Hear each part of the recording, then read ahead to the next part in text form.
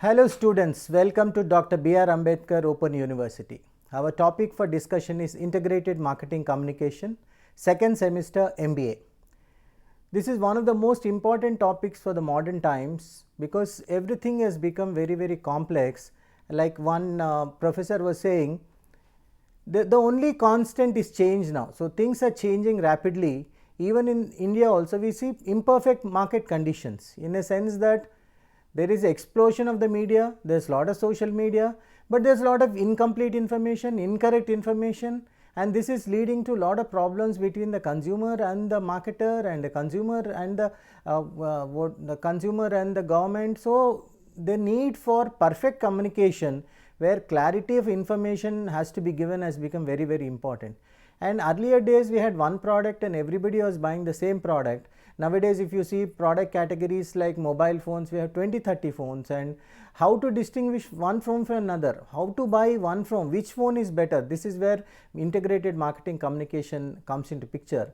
And nowadays, especially with a lot of products looking similar, there is a lot of emotional buying that is coming into the play. So all this has meant that whatever we are trying to communicate with the customer has to become more and more clear. There is also hyper competition. Hyper competition means the markets are getting saturated.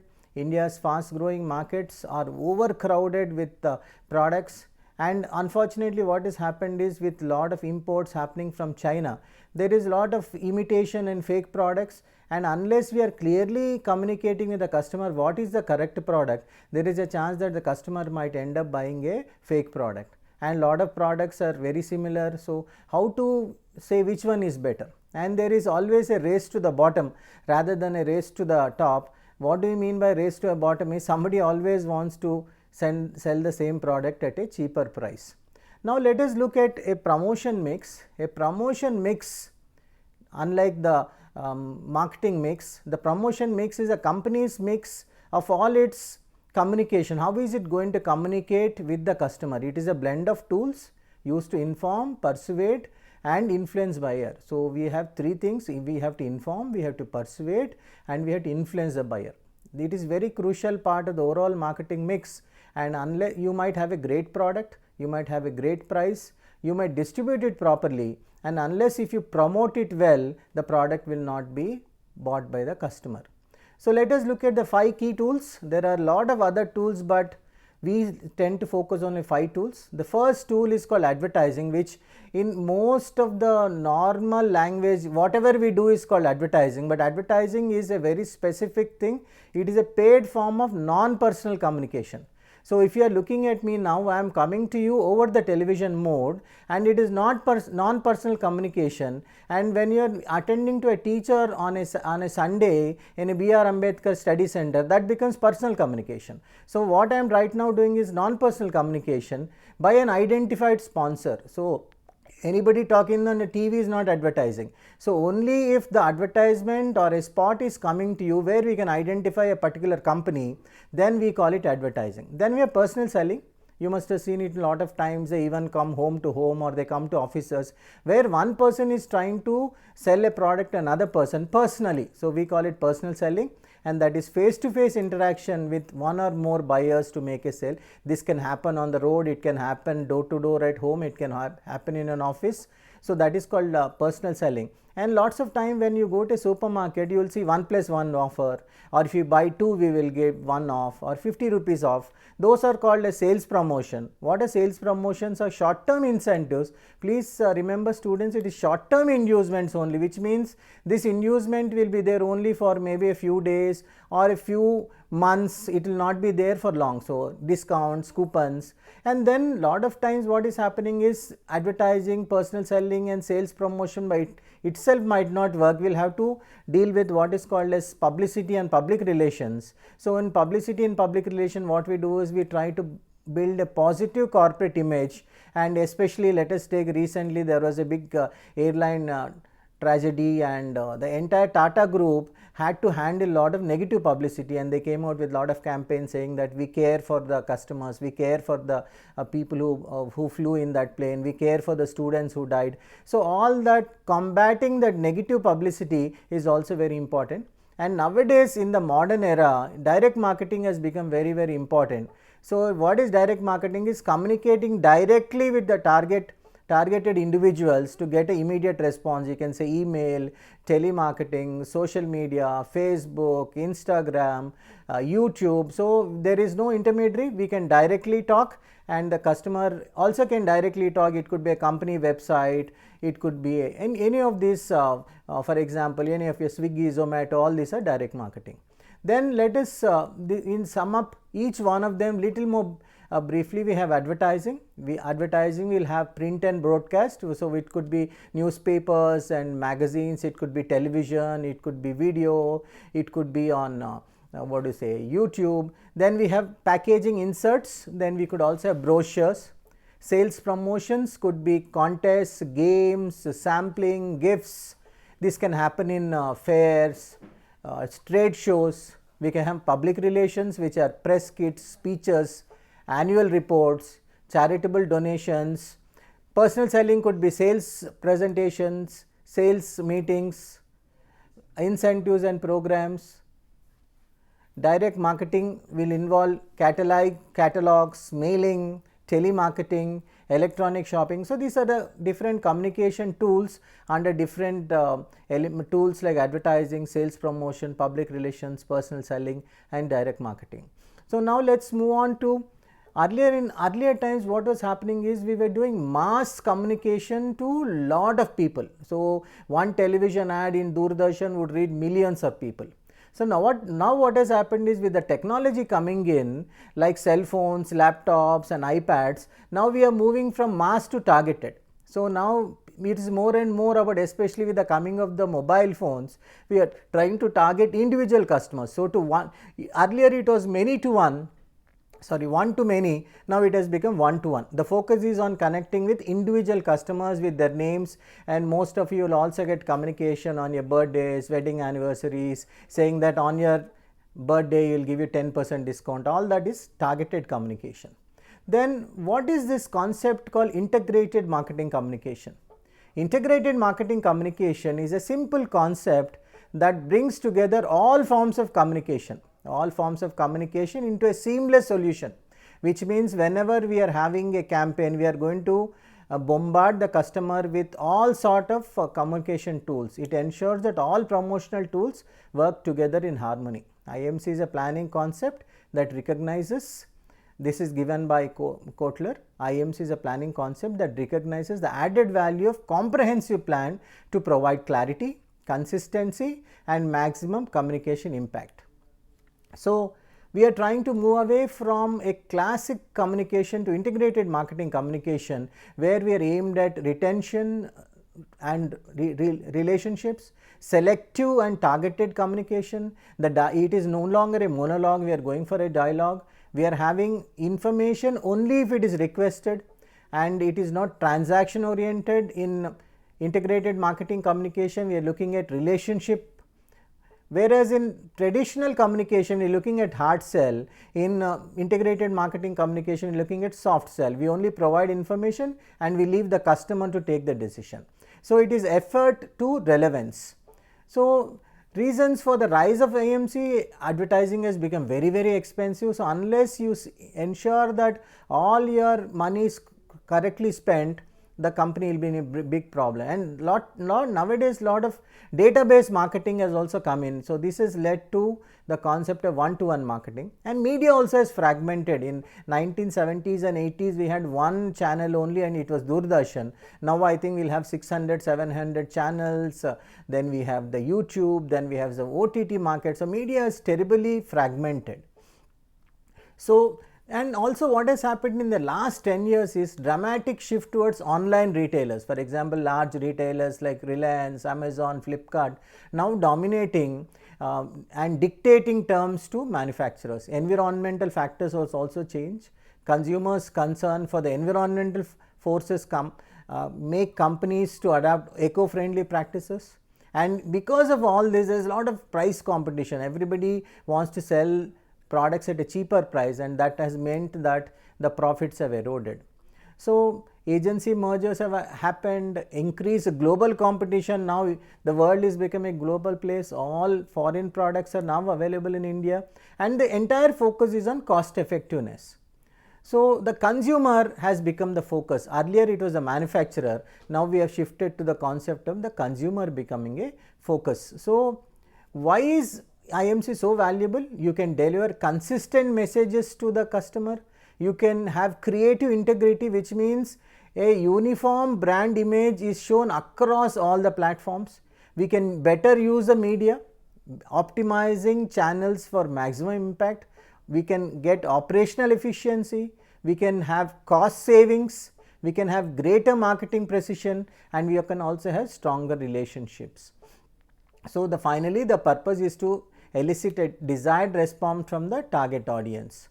So also to have a continuous dialogue. Marketing communication is a multi-point and continuous dialogue between the firm and its customer, which means the dialogue between the customer and the company is 24/7, and messages must be consistently and constantly adjusted to in changes in consumer and business environment. So let us look at a communication model. You must have studied in business communication also. We have a source. He has got a message. So that message he will encode it and he will put it in a channel, and that whatever message will be received by the recipient, he will decode it, and depending on what he has understood, he will give the feedback in a form of awareness, or he will ask for the product, or he will buy. Sometimes what happens is there could be some noise created in the media or noise created in the channel that could lead to a lot of problems. Let us look at two very illustrative examples. One professor wanted to illustrate the wrong usage or the bad usage of alcohol. So what this professor did was, he bought one jar full of alcohol, and he put some mosquitoes and houseflies in it. So what he wanted to, so you can see in this particular visual, there are a lot of mosquitoes and houseflies in this bottle of alcohol, and after some time all the mosquitoes and houseflies died. So he asked the students, what is the lesson? And what he was expecting as an answer was that alcohol is bad for health. But one smart student got up and said, sir, by drinking alcohol, whatever small germs and insects that we have in our stomach, they will die. So this is getting miscommunicated, and the professor was very badly shocked, because he wanted to show that alcohol is bad for health, but his message was not correctly understood, and the student responded by saying that if you have small stomach aches, or if you have some problem, a stomach ache, by drinking alcohol, our stomach will become better. So we should be very clear that the message that we want to say is clearly understood. We can have another example. In one Indian company wanted to sell detergent in Middle East. So what it did was, it showed a dirty cloth being dipped in the detergent, and the cloth becoming white. Everybody would say this is how normally detergents is sold. So but unfortunately, after the advertisement was released, actually the sale of the product went down. So then they did research, and traditionally most Indians would read from left to right.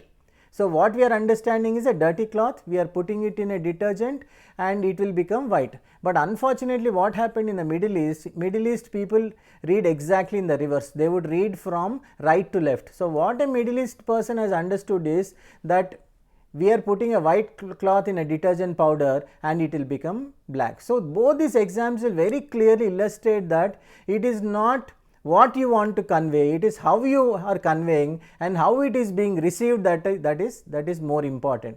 So how do you make communication more effective? The message has to be told very clearly, and there should not be any scope for any mix up or confusion from the customer side. The words are very important, the way it is conveyed, it is very important, colors are very important, the sound is very important, the visuals are very important. So it should take a very holistic perspective. The culture is very important. Okay, the cultures in different parts of India are very different. For example, if you take Western India, whenever somebody dies, they will show people wearing white, and white is shown as a color of mourning. But when you go to a foreign country, they'll start wearing black. So in Western countries, black is the color for mourning, whereas in Indian context, in the western part, especially in Bombay, it is white. But if you come to South India, white is seen as a very pure color, and white is even worn in marriages. So we should have very good clarity about what we are trying to communicate, and long term focus should be there. It is not that we will keep on changing message every 6 months or 1 year. If you look at maybe Lifebuoy, a very famous example from Hindustan Lever Limited, they have been consistently using the same message for the last 30-40 years. Or if you look at a product like Liril, or if you are looking at very famous products, even iPhone, they always are very consistent in saying the same message across maybe 20-30 years. Okay, so what is the entire purpose of this integrated marketing communication can be summed up by 4 letters, or these are AIDA. So also called the AIDA model. What is the AIDA model is, any particular advertisement or a campaign that we are having first should create attention, which means the consumer should first notice it. Otherwise, if they don't even notice it, there is not going to be any further process. First of all, the customer should notice it either in his cell phone or a newspaper or television or outdoor media, or when he is going to the college or office or wherever. So the first thing is, a campaign should create attention. After the creation of attention, it should lead to what is called as interest. So they should feel, oh, this is a good product, I am interested in it. Please remember, at this point there is no desire to buy. So attention, interest. After frequent interactions with the media, after frequent interactions with his friends, after frequent interaction with already existing buyers, this person might go for a YouTube to check out how the product is performing, or he can ask his friends to show the product performance, or he could go to the showroom and see the product. So after attention and desire, once he sees the product, for example, if I go and see, let us take a particular car, when I am given to test drive the car, there is a desire for me. So that desire, once the desire comes in, I think 3/4 of the job is done. And once a desire has been developed in the consumer, if it is backed by money, the customer will jump into action. That action is nothing but buying. So the most important 4 elements are attention, interest, desire and action. So but unfortunately, what will happen is, because of this clutter of so many promotions coming to the customer at the same time, lots of time the customer suffers from 3 particular problems. One is called selective attention. People only notice a fraction of the messages that they receive. For example, nowadays I tend to see a lot of educational loans for students for foreign studies. Even because my daughter is going to a foreign country, now I am more selectively attended towards that particular thing. So even though I am being bombarded maybe by television advertisements, by cell phone advertisement, whenever I find XYZ bank advertisement about a particular loan, moratorium, lesser interest, so that is selective attention. And not only selective attention, I could also suffer from something called as selective distortion. So what is selective distortion is, I might have a feeling that, oh, all private banks are not very good. So I will be looking at those advertisements with lot of suspicion, whereas nationalized banks, I will see that, oh, all nationalized banks, because they belong to Government of India, they are better. So this is called selective distortion. And not only with selective attention and selective distortion leads to something called selective absorption and recall.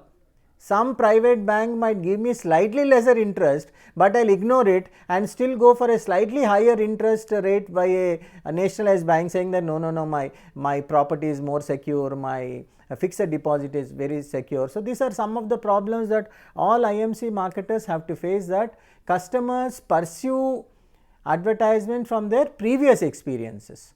So how do you make your message resonate? What do you mean by resonate is, how do you make the customer believe in your message?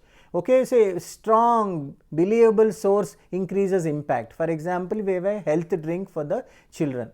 So if you have a health drink for a children and have a movie star promote it, none of the customers will believe. So a company like Boost went in for Sachin Tendulkar. So Sachin Tendulkar was seen as a strong, believable source because he started his career when he was only 15 years old. All the mothers of the children also believed it. So first we had Sachin Tendulkar, and then of course nowadays we are having Mahendra Singh Dhoni. So a strong, believable source will increase the impact, and the message should align with the beliefs of the customer. So for example, let us take, we are looking at a real estate company which is trying to sell products. So they would relate to a person who is very close to their hearts, or as a person who is let us take an influencer who is aligning with their existing beliefs. So then what we need to do is, some of these illustrative examples that were given are messages that have cut across and have stayed for 30 to 40 years. For example, the first one we see, Hamara Bajaj. Hamara Bajaj, if you all remember, Bajaj was a scooter. After all, it is a two-wheeler. But what Bajaj said is, Bajaj is India and India is Bajaj. So what they said is, if you are patriotic, if you are having love for the country, if you like products that are made in India, you should have Bajaj. So for long time it was never called Bajaj, it was called Hamara Bajaj. So even where I worked in Ethiopia, the three-wheelers or the autos have become so popular that they are not called autos like in India, they are called Bajaja. So that's the power of communication. So Bajaj has remained in the top of our mind, and we all remember that for a long time all our first riding experience on a two-wheeler was a Bajaj. Whenever there was a dowry, the demand was for Bajaj. That's the power of communication. And the second thing, even today, is a 2-minute noodle. So whenever we say noodles, the first thing that comes to our mind is Maggi, and Maggi 2 minutes noodle. And Tata, for example, Tata has got so many companies, but Tata always has remained the very solid Indian company, and they did a very iconic campaign where they said, we also make steel. So it's a very symbolic thing of how powerful Tata is. And of course we have Cadbury Gems, Cadbury 5-star, Cadbury Dairy Milk. These are all iconic products and campaigns. So our integrated marketing communication, what are the criteria on which you decide what type of campaign to have? First of all, it is the nature of the product. So industrial product, for example, if you are having a product like a heart-lung machine, or products that are sold for doctors or for hospitals, when the product is worth around 1 crore, you cannot sell it through advertising on the TV. So industrial goods will need more personal selling, whereas consumer goods which are available for 5 rupees, 10 rupees, chocolate, shampoos, hair cream, powders, they will need more advertising for the market. So the quickest way to remember is, the costlier the product, the lesser will be advertising, but there will be more personal selling. And the stage of the product life cycle is also very important. Like there are 4 stages: introduction, then growth, then maturity, decline and death. In the introduction stage, companies use more advertising, publicity and personal selling to create awareness, and during the decline stage, they will start cutting all their promotional effort. Obviously, the nature of the market also will dictate. If there are few customers in a small area, for example, let us take a place like Kukatpalli, and Kukatpalli has got a cluster of hospitals, and there are, in fact, the entire KPHP is full of hospitals and clinics. There they will not do advertising, they will rather go by personal selling. They will have a lot of medical representatives, and I am not surprised if 20-30 companies at least have 60-70 salespeople who are only visiting the 2-3 small gullies at KPHP, because it is all concentrated, and they don't need to do any advertising. Personal selling would be enough. So if let us take a country like ours, which is very huge and customers are spread throughout the world. If the customers are spread throughout the world, customers are spread out in a large geographical area from Jammu and Kashmir to Andaman and Nicobar, and from Gujarat to somewhere in Meghalaya, their personal selling will not work. Then maybe we'll start using advertising, we'll start using sales promotion. Also, obviously, everything is finally, as they say, rokda or funds.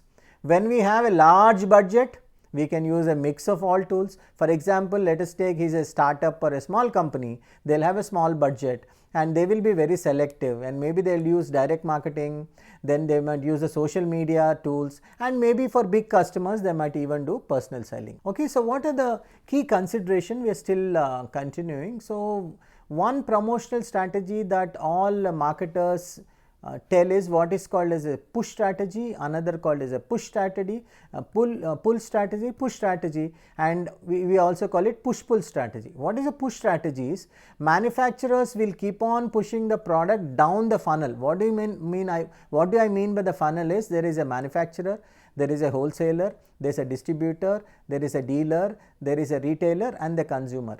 So what the manufacturer does is he will push the product to the wholesaler. The wholesaler will push it to the distributor will push it to the retailer, and the retailer will push it to the consumer. Suppose we do it in a reverse way, we do lot of advertising and there is lot of demand that gets into the market, the customers will start pulling the product, which means a customer will go and ask the retailer for the product. Because the retailer is asking, the retailer will go and ask the distributor, I want the product. The distributor will go and ask the wholesaler, and the wholesaler will go and ask the manufacturer. So if the company is pushing down the funnel, we call it push strategy, and if the customer is pulling it by demand, we call it pull strategy. And lot of big companies use both pull and push, which means the company is pushing and the customer is pulling. So this is very important strategy, I think one of the favorite among all marketers, which is called push-pull strategy. And also the criticality of the readiness of the buyer is very, very important. The buyer is in which state? He is in the awareness stage, or is in interest stage, or is in a desire state. So unless you push the consumer through these three stages, he will not go for the action stage. So please remember students, whenever we are saying action, it is about buying. It is about coming and inquiring, it is asking about discounts, it is asking about payment schedules, it is asking about warranty. Don't then just think that action means coming and buying. Even the process of coming to the retail shop is also action, because if he is entering into a retail shop, it most probably means that is 90% decided to buy. So at the shop stage, only two things can work. We cannot put another advertisement and ask him to buy it. At the showroom, it has to be personal selling, and along with personal selling, sales promotion will also come in a picture. You must have seen, they will say, sir, last 3 days, sir, if you buy now, you will get 30% discount, you will get a home theater free, we will give you extended warranty. All those are sales promotion. So how do you measure whether your message has been successful or not? Because we are spending a lot of money. The company executives or the MD or the director marketing will ask you, how do we evaluate whether our message has been received or not? Whether it has been received properly, whether they have understood it properly, and what behavioral evaluation. For example, did it create awareness? Did it create brand loyalty? Did it create action to coming to the retail shop? So the first thing, the key metrics for a lot of companies is awareness. So under awareness, we call what is called as brand recognition. So when I show a particular logo, the customers, are they able to understand the brand or not? And not only are they able to recognize, they should also be able to recall. They should be able to go to the office and say, oh, today I saw this wonderful advertisement of so and so bank or so and so car or so and so mobile. So that is, first of all, you should be able to recognize the brand, and then we should be able to recall the brand. Then obviously knowledge about the features and benefits. For example, whenever we see an iPhone, automatically know that the processor is very good, the security is very good, and the camera quality is very good, the video quality is very good, and in fact a lot of people even have knowledge that you can even shoot a regular feature film with a very advanced phone like a iPhone. So what could be the tools for measurement? So one could be something called as concept testing. Under concept testing, we are using focus groups to test whether the ads have been understood correctly. Then we can go for recall and recognition tests. We can also go for attitude and opinion tests. So what are the key takeaways for this particular lesson, especially as important as integrated marketing communication? The first key takeaway is, it is a hyper competitive market. today there are a lot of companies which are coming in and a lot of companies are exiting out. So it is not the 60s and 70s that you can get away with a mediocre product. Now you need to have an excellent product and excellent marketing communication also. A fragmented, in a hyper competitive market, a fragmented message will fail. So the second key point is a strategic solution to create a unified, consistent brand voice. So throughout, wherever they are seeing, whether it's a television advertisement, newspaper advertisement, radio advertisement, a Facebook advertisement, the consistently same message should be given. And the third key and last and most important is we need to have a continuous dialogue focused on building relationships and eliciting a desired response. So earlier days what used to happen is we could sleep at home, but no longer. Now the consumer is open 24/7, he is interacting with the company 24/7, he is giving his feedback 24/7. So unless we are going to do that, we will not be able to perform in this ultra competitive market. So that was our lesson on integrated marketing communication. Thank you very much, and please go back to the notes that is provided where you can read all these topics in detail.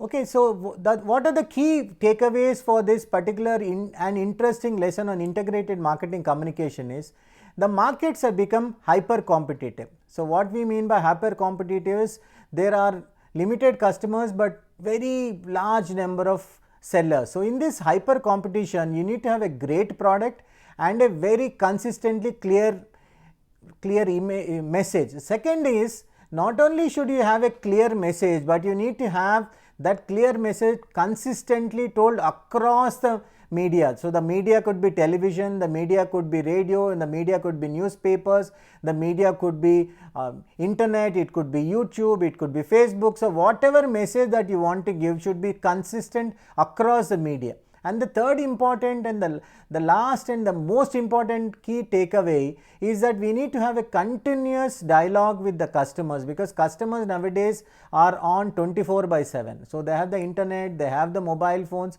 and they are directly interacting with the customer, and the marketers cannot even sleep anytime. So they will give feedback and the customers are expecting that you give them back response immediately. So if you can keep this consistent dialogue going between the consumer and the manufacturer, the company has got better chances to succeed.